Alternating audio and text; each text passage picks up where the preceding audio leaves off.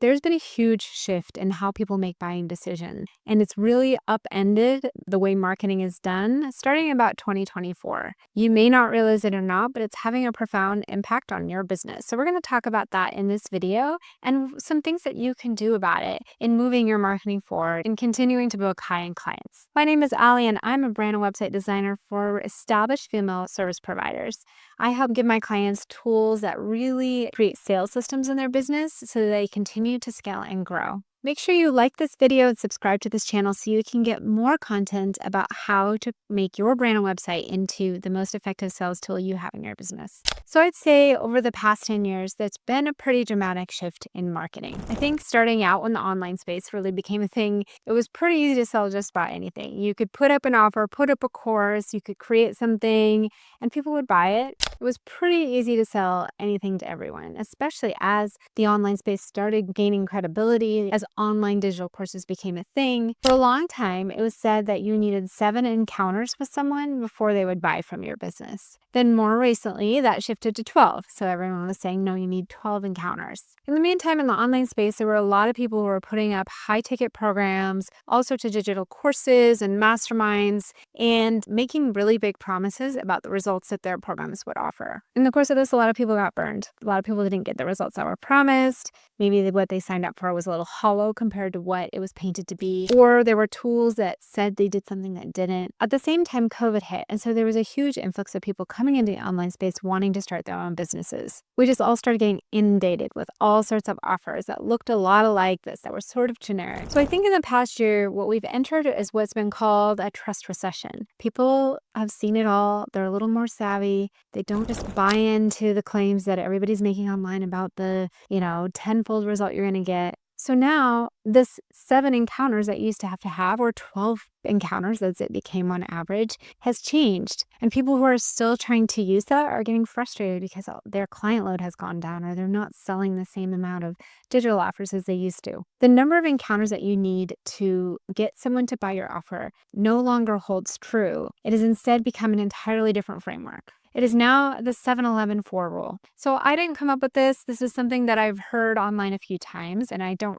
actually remember the first person I heard say it. I have been watching this play out, and I'm starting to see this hold true for businesses in the online space and off of it. So here's kind of a breakdown of what the 7-11-4 rule is. First off, people need 7 hours. So 7 hours of your content they need to consume before they really feel like they know you and trust you enough to buy from you.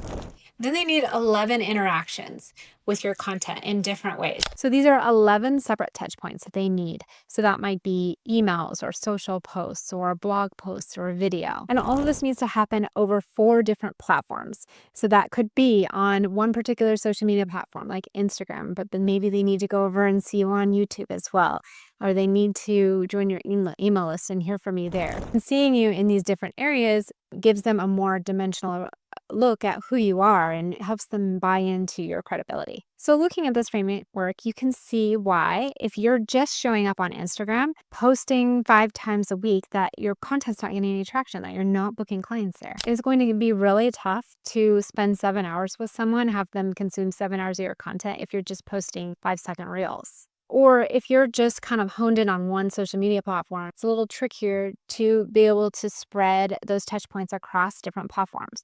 So I know that this can sound overwhelming when you're trying to create a bunch of content. You might be wondering, how can you possibly branch out to so many different platforms, so many different avenues, spend so much time with each individual person that's going to book with you? But there really are some ways that you can start making this rule work for you. So first off, you want to build a brand. If someone is going to see you 11 times, you want to make most of every single one of those 11 times. So if you're showing up differently every time they see you, they might not make the correlation that you are even the same person, or they might not make the connection that you are someone to be trusted because you're different every time they see you. So a brand is really helpful in creating that cohesive experience, in making sure it is seamless and your messaging is on point, that it looks and feels the same, and that the overall experience of it feels credible. This takes some thought. right? To put this together, to make sure that your brand is more than just a one-dimensional thing, that it feels like something living, breathing. And this is something that I do with my clients in my strategic branding package.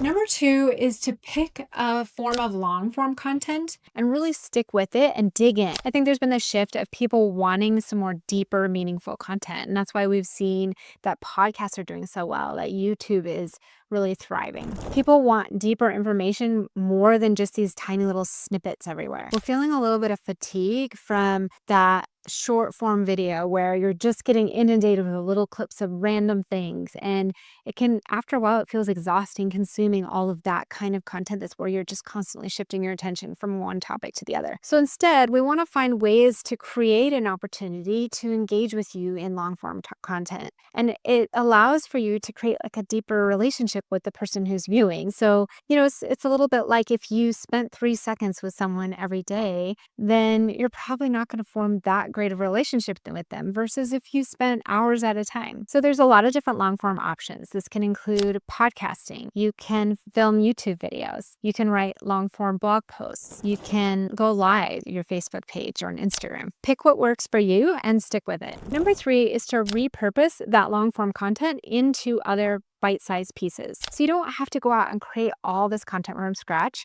You're using similar ideas, you're using the threads that came from your long-form content, and then turning into something else. So taking a bite of your YouTube video and turning it into some reels, taking your transcripts from your videos or your blog posts and turning it into an email. Really, the sky is the limit, but you can create a lot of little bite-sized content pieces just from one blog post or one video. And this way you can create more opportunities and more frequency for people to be able to have those 11 encounters with you. And it also takes a lot less work. So number 4 is focus on building relationships and not going viral. A couple of years ago, I think that was kind of all the rage, right? Like people were trying to learn all the tricks and hacks and how do you go viral? How do you get the visibility out there online? And I think we're realizing now the consequences of that going viral is not all it cracks up to be. Often when you do, if that has happened to you, you'll find that you end up with a big, huge audience that really isn't interested in what you have to say, or maybe the topic of the reel that went viral or whatever it was doesn't really align with the overall goal of your business. So you end up with this huge audience that doesn't really care. They don't engage with your content. And then as a result, you're seeing less and less reach because now your audience is made up of a bunch of people who aren't really your target. So instead, there's a shift back toward building relationships. At its core, marketing is all about relationships. It's about one-on-one. It's about the person on the other side of the equation.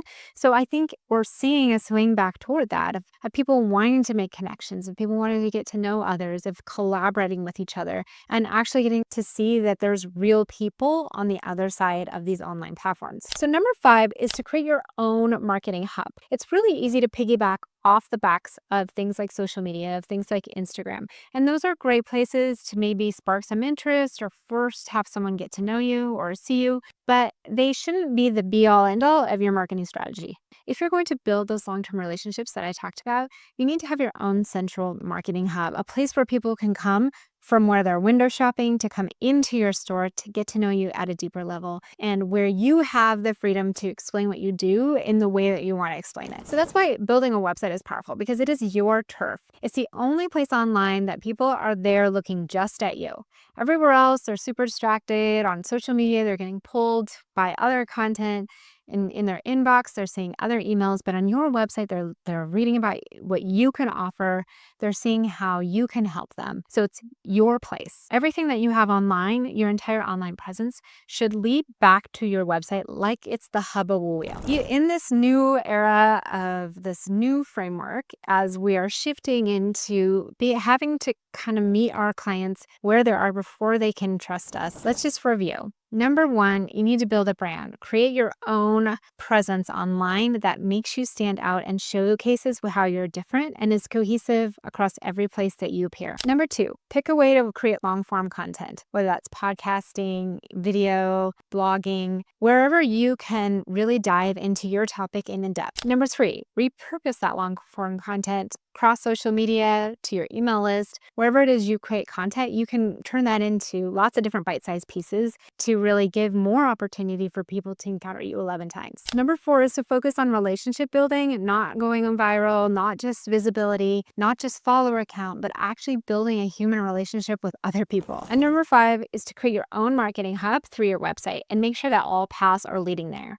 It is harder in this day and age to stand out. Like, I totally get that. And I know that it can be overwhelming when there's so much competition. But if you are one who does adapt, then you'll find that you will start to stand out in the sea of other people who don't. And applying that 7-11-4 rule will help you do that. It is a hard thing to do, right? But that means that not everyone is going to do it. Those who do will be the businesses that thrive. A great way to start using this in your business is to start with the foundation, and that is with a really strategic and thoughtful brand and website. I have a limited number of spots each month for brand and website packages. So if you're curious about this, book a call at the link in the description, and we can talk about how that might look in your business. For more branding, website, and marketing tips, make sure that you like this video and subscribe to this channel. We'll see you in the next video.